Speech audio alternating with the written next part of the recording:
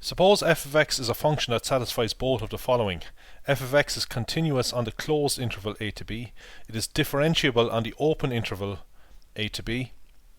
Then there exists a number c in the open interval a to b such that f prime of c is equal to f of b minus f of a divided by b minus a. So let's take this example here. Here is our f of x. The slope of the straight line joining the points a comma f of a to b comma f of b is the rise over the run. Now in this case the rise is f of b minus f of a, and the run is b minus a. So if we divide f of b minus f of a by b minus a, we have the slope of this line. What the mean value theorem says is that there is some point c in greater than a but less than b, such that the tangent to the graph of f of x is parallel to this secant line. So the slope of this tangent here is f prime of c. It's equal to the slope of this line. The tangent and this line are parallel. To prove the mean value theorem, we have to get the equation of the secant line, and we have 2 points on the line.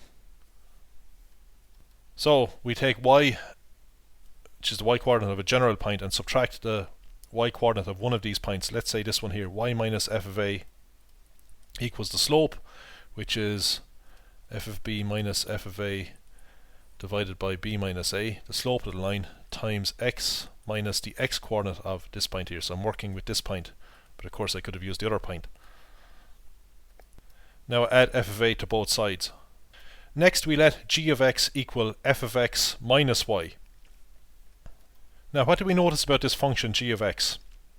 Well, we are given that f of x is continuous on the closed interval ab, and this function here is also continuous on the closed interval ab. It's just the equation of this straight line.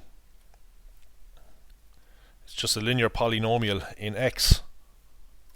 So we have the sum or difference of two continuous functions, and that's a continuous function. So g of x is continuous on the closed interval a to b. Now we are given that f of x is differentiable on the open interval from a to b.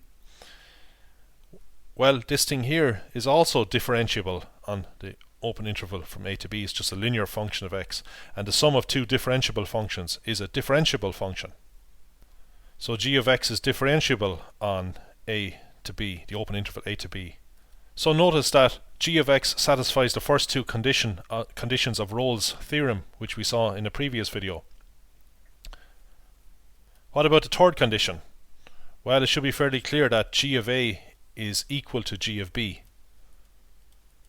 because we define g of x as the difference of these two functions.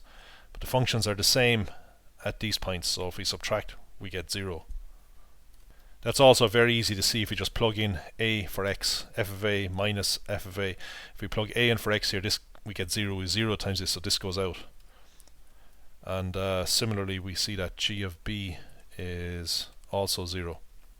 So now we've satisfied the three conditions of Rolle's theorem, where f of x is actually g of x in our case.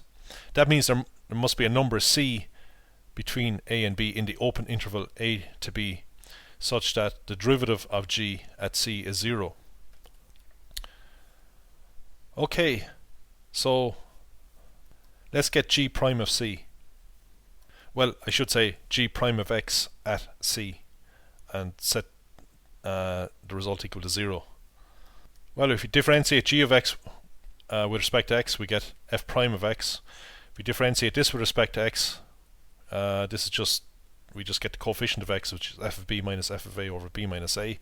And if we differentiate well, a is just a constant here, so it's constant times this, we get 0. And g prime of c then is going to be f prime of c plus f of b minus f of a over b minus a by Rolle's theorem. There is such a c in the open interval ab such that g prime c is 0. So now we've shown that by rearranging this. There is a c in the open interval a to b such that f prime of c is f of b minus f of a divided by b minus a, and that's what we had to prove. Actually, I forgot about this minus sign here. This will be a minus sign. So we will then get our result.